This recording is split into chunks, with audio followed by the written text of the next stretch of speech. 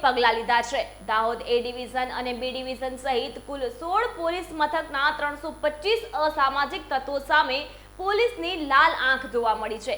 ગૃહપ્રધાન અને રાજ્યના પોલીસ વડાના પરિપત્ર બાદ પોલીસ એક્શનમાં આવી છે। શરીર સંબંધી 145 આરોપી, ખંડણી અને ધાકધમકીના 5 આરોપી, મિલકત સંબંધી 58 આરોપી, જુગારના 79 આરોપી, ખનિજ ચોરીના 2 તેમજ અન્ય ગુનાના 36 એમ કુલ 325 ઇસમો વિરુદ્ધ કાર્યવાહી હાથ ધરાઈ છે। દાહોદ જિલ્લા પોલીસ વડા ડોક્ટર રાજદીપસિંહ ઝાલાએ તમામ આરોપી સામે કડક કાર્યવાહી હાથ ધરવા સૂચના કરી છે।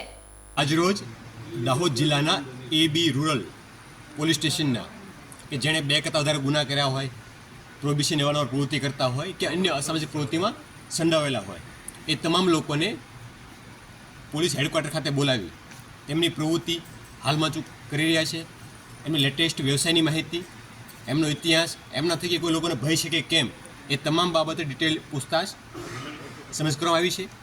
કોઈ કાયદાનો ભવિષ્યમાં ભંગ ના કરે એ માટે સૂચિત કરવામાં આવ્યા છે અને એ બાબતે પોલીસની વોચ પણ એ લોકો ઉપર ચાલુમાં છે અને એ લોકોને પ્રોપર પોલીસની ભાષામાં સમજણ આપવામાં આવી છે અને ભવિષ્યમાં કોઈ કાયદાનો ભંગ ના કરે તે માટે પણ એમને સમજ આપવામાં આવી છે।